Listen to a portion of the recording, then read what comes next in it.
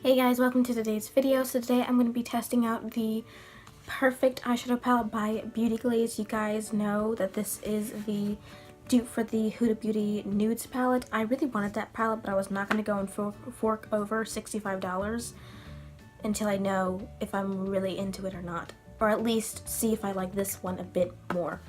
So we're going to be doing a wear test, and we're also going to be seeing how it blends, and I'm going to be trying it out on camera for you guys. So if you want to see how this wears, then let's just keep on watching. This palette comes with like a concealer right over here, but as I was swatching it, it feels really greasy. And on top of that, the color is just, there's no way I can wear this. Like, it's not even picking up on camera how completely orange it is. So I'm not going to be using that, but I wouldn't even bother, honestly. I mean, it's innovative, but I wouldn't bother it with this palette. I'm just going to go in with my handy dandy e.l.f. Shadow Lock Primer, as well as and set my lid with the Wet n Wild Brulee. So now that my eyes are primed and set, so I think the first shade I'm going to go into is Camel. I'm just going to use that as a light transition shade. I'm just going to be taking this brush and going into it. Now the shadows are pretty powdery when you dip in. There is a little bit of kickback, as you can see in the palette, but that is fine as long as it blends. And the one downside is there's no mirror.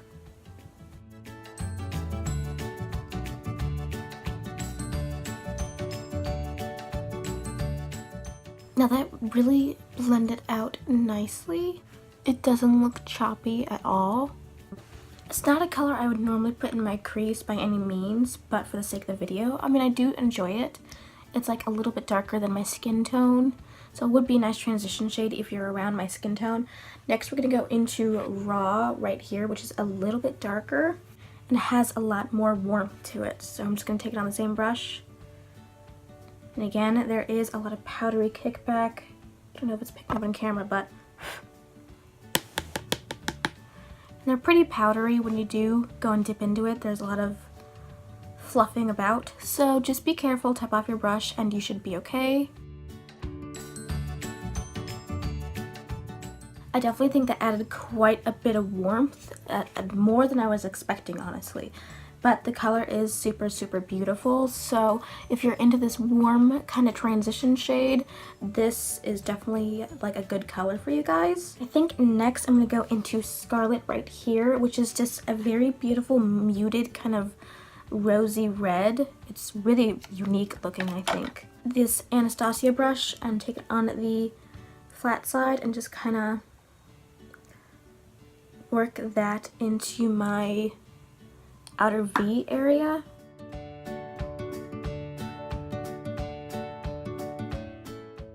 It's not as pigmented as I expected to.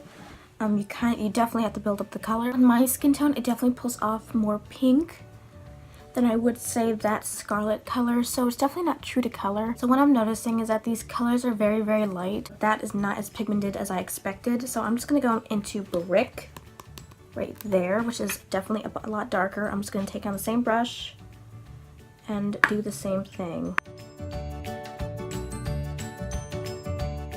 And I'm just tapping the brush, and there's not much color payoff. I mean, compared to what's in the pan and what's on my eye, there's no comparison. Like, this is not as pigmented as I was hoping it to be. Like, that's kind of a disappointment in my opinion. Or this is just meh. I'm gonna go and take my crease brush, this crease brush. I'm just gonna go and dip into Scarlet. I'm gonna dip into Brick, kind of mix the two together, tap off all the excess, and just kind of graze my crease. Just like graze it. Just kind of add that warmth. And I like how the shape is turning out though. I'm not really happy with the look. I mean, it's meh. The colors, like, there's no difference between Scarlet. Here, I'll swatch it for you guys. Here's Scarlet, and here's Brick. They look different on my fingers, but I'm just going to go and like tap them on my... I mean, there's a difference. They literally look the same. At least on my skin tone, like I don't see a difference. Or I'm just going to be taking Maroon. I don't know if that's supposed to be maroon, but I'm going to be taking Maroon. I'm just going to be taking this small itty bitty dome brush, and I'm just going to be dipping into it and just really just going right over here. Okay, there's pigment. There we go. Now that, I think, definitely added the red tones that I've been wanting. I think I'm going to take the shade Passion right here and just on my finger. It feels really soft, like the shimmer really feels soft, so, but we'll see how it works. It's not as red as I'm wanting it to be, so I'm just going to go and dip into Dubai and see if that will help.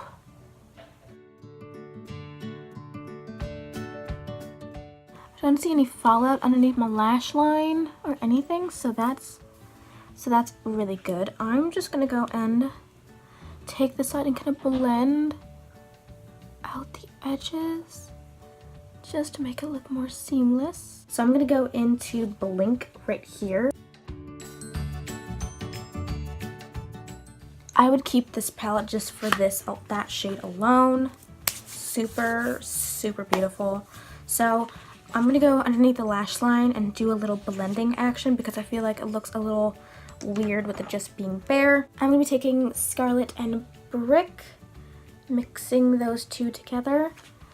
I'm just going to go and put that underneath my lash line. So let's go ahead and see how eyeliner goes over it. Maybe, you know, the sparkles will crumble. Who knows?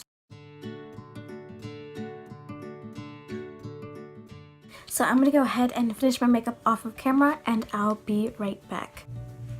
Alright you guys, this is the final look. We will see how it wears to the end of the day and I will do an end of the day check-in.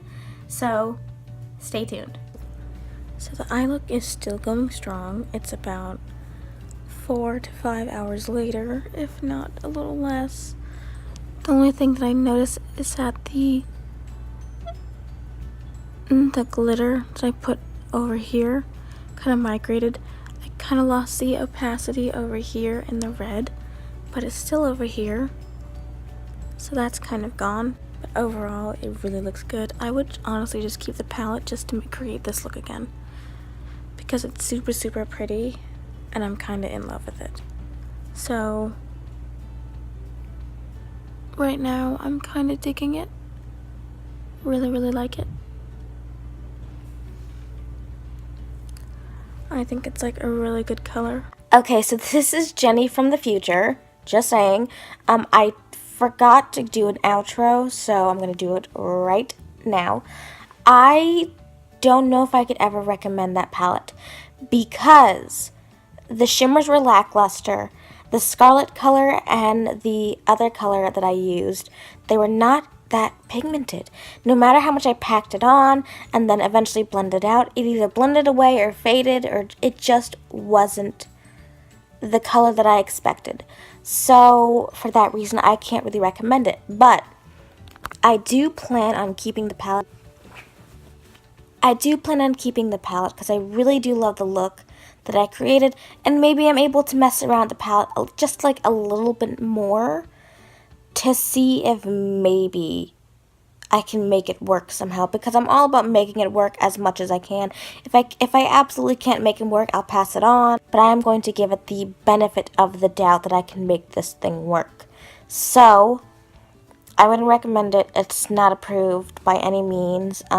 Use your Jaclyn Hill palette. Go out and buy the Huda Beauty palette, because that will probably has 20 times better quality than that. I will see you guys in the next video. I'll try to do one of these weird outro things because I kind of forgot. I'll see you guys in my next video. Peace.